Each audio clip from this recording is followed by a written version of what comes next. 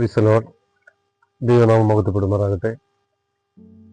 കർത്താവായ യേശു ക്രിസ്തുവിന്റെ മുസ്ലിം നാമത്തിൽ ഏവർക്കും സ്നേഹവന്ദനം.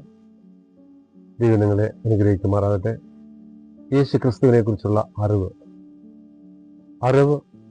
ജ്ഞാനം, പരിജ്ഞാനം, ആത്മജ്ഞാനം, മറ്റൊന്ന് അനുഭവജ്ഞാനം, അങ്ങനെ വിവിധ നിലകളിൽ നമ്മൾ ഈ വാക്കുകളൊക്കെ കേട്ടിട്ടുണ്ട്. എന്നാൽ യേശു ക്രിസ്തുവിനെ കുറിച്ചുള്ള ജ്ഞാനം എന്ത് എന്നറിയുവാൻ നമുക്ക് ലഭിക്കപ്പെട്ട തിരുവെഴുത്ത് ആധാരമാക്കി മനസ്സിലാക്കിയാൽ മാത്രമേ നമുക്ക് യേശു ക്രിസ്തുവിനെ മനസ്സിലാക്കാൻ കഴിയുള്ളൂ. അത് ഒരു വ്യക്തിയിലെ അറിവെന്ന് പറയുന്നത് അവൻ വായിച്ചറിഞ്ഞത്, അവൻ കേട്ടറിഞ്ഞത്, അവൻ കണ്ടറിഞ്ഞത്, അനുഭവിച്ചറിഞ്ഞത്, ഇങ്ങനെ വിവിധ നിലകളിൽ അറിവ് തന്നെയുണ്ട്.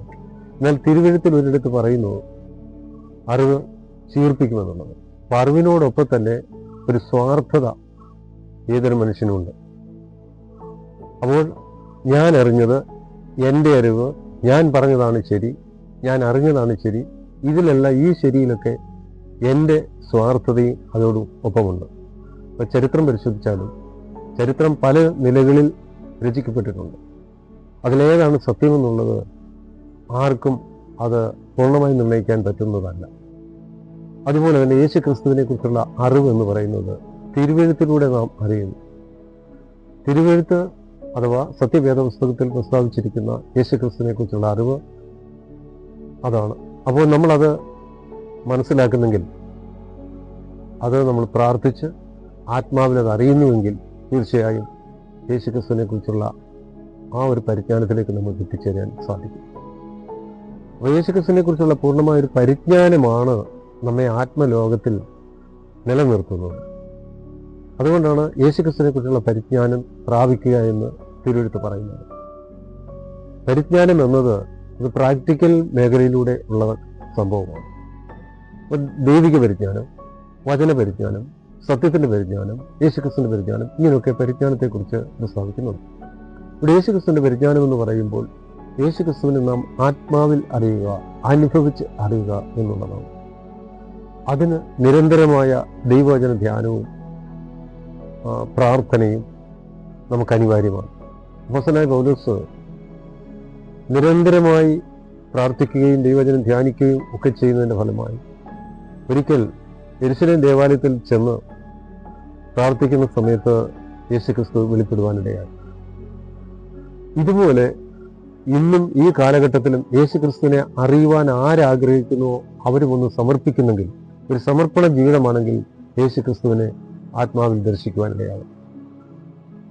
നിങ്ങൾ പറഞ്ഞത് ഞാൻ കേൾക്കുമ്പോൾ, അല്ലെങ്കിൽ മറ്റൊരാൾ പറഞ്ഞത് ഞാൻ കേൾക്കുമ്പോൾ, നിങ്ങളുടെ അറിവിൻ്റെ അടിസ്ഥാനത്തിലാണ് ഞാനും അറിഞ്ഞിരിക്കുന്നത്. അങ്ങനെ ഓരോരുത്തരും അറിയുന്ന അറിവുകൾക്ക് വ്യത്യസ്തമായ അനുഭവമാണ്, ഭാവമാണ്, അതിനൊത്തിരി രൂപങ്ങളുണ്ട്. എന്നാൽ ആ അറിവിൻ്റെ ഭാവം അല്ലെങ്കിൽ ആ രൂപം എന്ന് പറയുന്നത് സാക്ഷാൽ യേശു ക്രിസ്തുവിനെ തിരുവെഴുത്തിലൂടെ മാത്രം നമ്മൾ അറിഞ്ഞ് പ്രാർത്ഥനയിലും വചനധ്യാനത്തിലും നമ്മൾ മുന്നോട്ട് പോകുമ്പോൾ മാത്രമേ അത് ലഭ്യമാകുകയുള്ളൂ. Praise the Lord. അതുകൊണ്ട് ലോകത്തിലുള്ളവർക്ക് യേശു ക്രിസ്തുവിനെ കുറിച്ച് നന്നായി അറിയാത്തത് കൊണ്ട് അവർ യേശു ക്രിസ്തുവിനെ കുറ്റപ്പെടുത്തുന്നു. അല്ലെങ്കിൽ യേശു ക്രിസ്തു എന്നുള്ളത് ജീവിച്ചിരുന്നില്ല, ആ മനുഷ്യൻ ജീവിച്ചിരുന്നില്ല എന്ന് തന്നെ പലരും പ്രസ്താവിക്കുന്നു. യേശു ജീവിച്ചിരുന്നുവോ ഇല്ലയോ? യേശു ജീവിച്ചിരുന്നു എന്നുള്ളത് പരമമായ സത്യമാണെന്ന് എല്ലാവർക്കും അറിയാം. പക്ഷേ അംഗീകരിക്കാൻ പറ്റാത്തത് അവരുടെ അറിവിൻ്റെ ആ നിലവാരം അത്രമാത്രമേ ഉള്ളൂ. അവരത്രേ അറിഞ്ഞിട്ടുള്ളൂ. അതുകൊണ്ട് പ്രിയപ്പെട്ടവരെ, എനിക്കും ഈ സത്യദൈവത്തെ ഒന്ന് അറിയണമെന്നൊരു ആഗ്രഹമുണ്ടെങ്കിൽ, നിങ്ങളുടെ ഉള്ളത്തിൽ അങ്ങനെ ഒരു വാഞ്ചയുണ്ടെങ്കിൽ, തീർച്ചയായും ആ ദൈവം നിങ്ങളെ സഹായിക്കും. ആയതുകൊണ്ട് ഒരു മതത്തിന് അടിസ്ഥാനപ്പെട്ടതല്ല ബൈബിൾ. ക്രിസ്ത്യാനി എന്നത് ക്രിസ്തുവിനെ അനുകരിച്ച് ജീവിക്കുന്നവനാണ്. അവന് ദൈവവചനം അനിവാര്യമാണ്. അത് മതത്തിൻ്റെ അടിസ്ഥാനത്തിൽ കാണാതെ ഇത് മാനവരാശിയുടെ രക്ഷയ്ക്കായി ലഭിക്കപ്പെട്ട ഗ്രന്ഥമാണ് എന്നുള്ള തിരിച്ചറിവോടുകൂടി ഇത് വായിച്ചു തുടങ്ങുകയും അത് ധ്യാനിക്കുകയും പ്രാർത്ഥിക്കുകയും ചെയ്യുന്നെങ്കിൽ നിങ്ങൾക്കും ഈ സത്യദൈവത്തെ, ഈ യേശു ക്രിസ്തുവിനെ അറിയുവാൻ കഴിയും. അതിനായി ദൈവം നിങ്ങളെ സഹായിക്കട്ടെ.